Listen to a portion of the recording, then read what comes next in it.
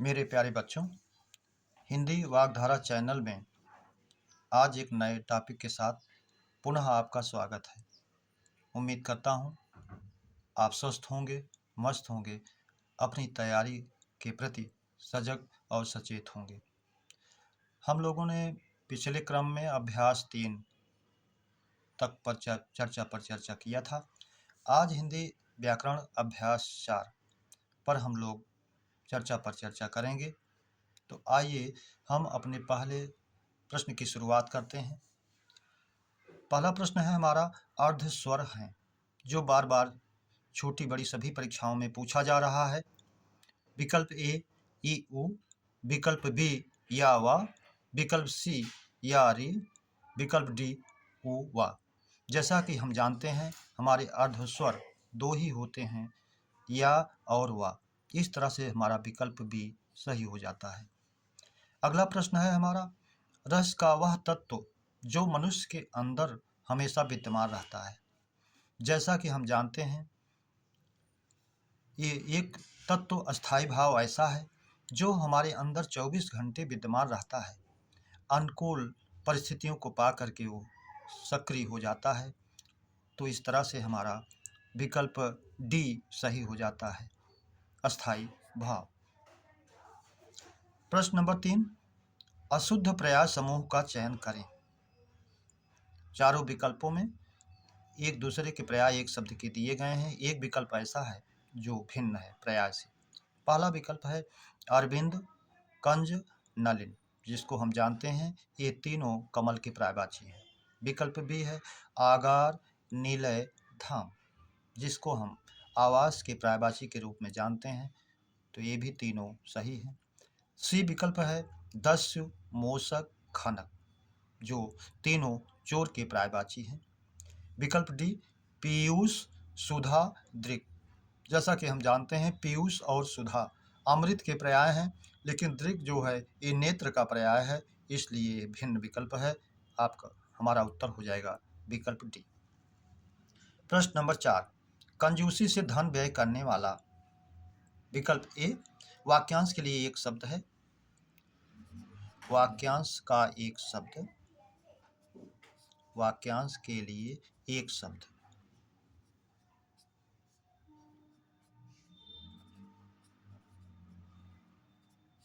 पहला विकल्प ए है अपव्ययी। अपव्ययी जिसको जानते हैं फिजूल खर्च करने वाला। मितव्ययी थोड़ा खर्च करने वाला। बहुव्ययी बहुत व्यय करने वाला। अल्पव्ययी थोड़ा व्यय करने वाला। लेकिन ये उचित विकल्प मितव्ययी, थोड़ा खर्च करने वाला, जो अपव्ययी का विलोम है। मितव्ययी का भी विलोम अपव्ययी होता है। इस तरह से विकल्प बी हमारा सही हो जाता है। प्रश्न नंबर 5, जिस स्त्री के पुत्र पति दोनों हों। वाक्यांश के लिए एक शब्द। वाक्यांश के लिए एक शब्द।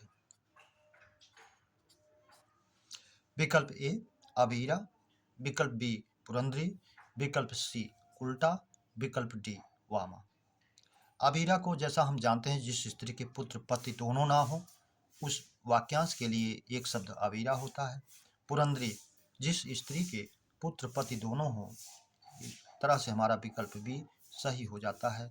उल्टा होता है कुल के विपरीत आचरण करने वाली महिला, यही इसी का पर्याय वामा भी हो जाता है। विकल्प प्रश्न नंबर 6, निरामिष किसे कहते हैं। इसका वाक्यांश दिया गया है।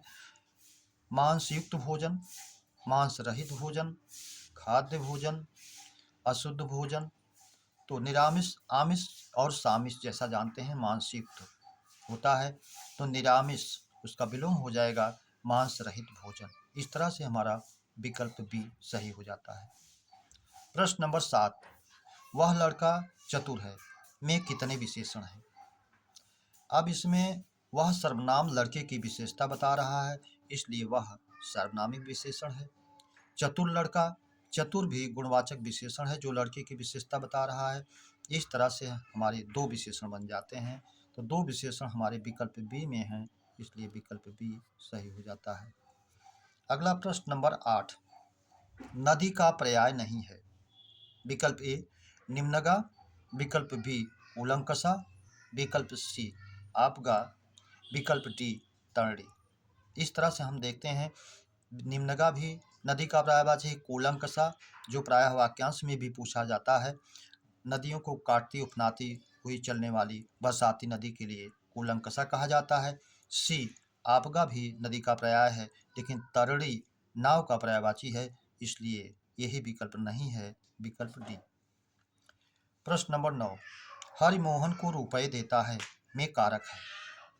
विकल्प ए करण कारक, विकल्प बी संप्रदान कारक, विकल्प सी अपादान, विकल्प डी कर्म कारक। जैसा कि हम जानते हैं जब कोई चीज़ किसी को दी जाती है तो दान के भाव में, देने के भाव में संप्रदान होता है। हालांकि यहाँ हरिमोहन को रुपए दे रहा है, हो सकता है वो उसको वापस भी ले, लेकिन देने का भाव आया है, इसलिए इसमें संप्रदान कारक ही माना जाए, विकल्प बी।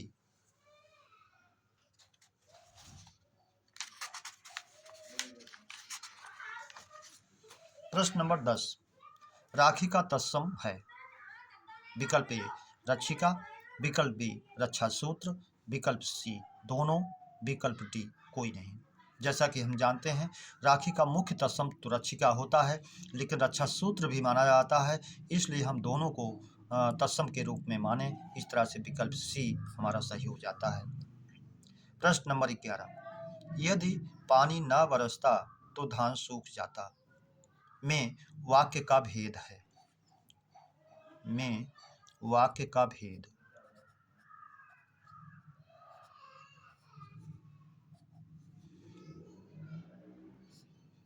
या वाक्य भेद। पहला है विकल्प ए विधिवाचक, विकल्प बी आज्ञावाचक, विकल्प सी इच्छावाचक, विकल्प डी संकेतवाचक। जैसा कि हम जानते हैं यदि वाक्य कंडीशनल होता है तो संकेतवाचक होता है, और एक कंडीशनल वाक्य काल में भी दो जगह प्रयोग किए जाते हैं, हेतु हेतुमद भूत और हेतु हेतुमद भविष्य में। इस तरह से काल में दो जगह कंडीशनल प्रयोग होता है, और इसमें भी होता है, वाक्य के भेद में भी होता है। अगला प्रश्न है हमारा प्रश्न नंबर 12, मैंने कई केले खाए में विशेषण। यहाँ पर परिमाण, विकल्प ए परिमाणवाचक, विकल्प बी निश्चित संख्यावाचक, विकल्प सी अनिश्चित संख्यावाचक, विकल्प डी सार्वजनिक। मैंने कई केले खाए, यहाँ केले की संख्या को दर्शाया नहीं गया है, अनगिनत हैं, इसलिए अनिश्चित संख्यावाचक विशेषण हमारा बन जाता है विकल्प सी। प्रश्न नंबर 13, महेश स्कूटर से गिर गया। महेश स्कूटर से गिर गया में कारक है। विकल्प ए करण कारक, विकल्प बी अपादान कारक, विकल्प सी संप्रदान कारक, विकल्प डी कर्म कारक। महेश स्कूटर से गिर गया। अब इस तरह से ओह महेश जो है स्कूटर से अलग हो रहा है, तो इसमें अपादान कारक होगा, इसलिए विकल्प बी हमारा सही हो जाएगा। प्रश्न नंबर 14, निम्न दोहे में रस है।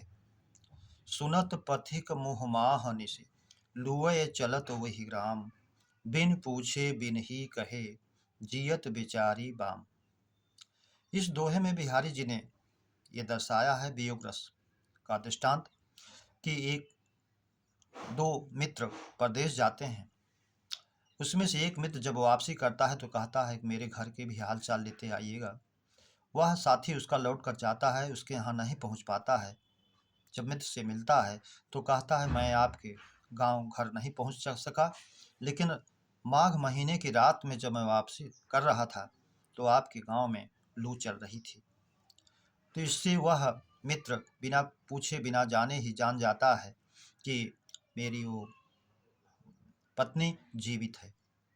इस तरह से इसमें वियोग श्रृंगार दर्शाया गया है।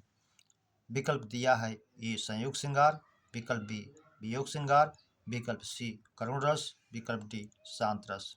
तो विकल्प भी हमारा सही हो जाएगा, वियोग श्रृंगार। प्रश्न नंबर 15, देश 15 अगस्त 1947 को आज़ाद हुआ था में काल है।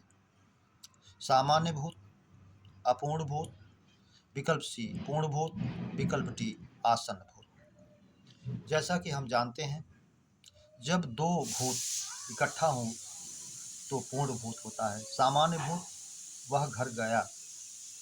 अपूर्णभूत रहा था, रही थी, रहे थे। अपूर्ण रहता है कार्य भूतकाल में तो अपूर्णभूत हो जाता है। वह घर जा रहा था। पूर्णभूत वह घर गया था। या बहुत पुरानी बात हो जाए, राम ने रावण को मारा था, कृष्ण ने कंस को मारा था, तो ऐसी दशा में वो पूर्णभूत हो जाता है। आसन्नभूत जो कार्य बीते हुए समय में शीघ्र समाप्त हुआ रहता है, वहाँ आसन्नभूत होता है। आसन्नभूत का दूसरा रूप पूर्णभूत भी माना जाता है। इस तरह से हमारा पूर्णभूत, जिसमें दो भूत हुआ और था, पूर्णभूत विकल्प सी विकल्प हमारा सही हो जाता है। मेरे प्यारे बच्चों, आज अभ्यास श्रृंखला का चौथा क्रम हम लोगों ने चर्चा पर चर्चा में हल किया। उम्मीद करता हूँ ये चैनल आपको अगर बेहतर कर रहा हो तो सब्सक्राइब, लाइक और शेयर करना ना भूलें। फिर अगले प्रश्न के साथ आपसे मुलाकात। तब तक के लिए जय हिंद।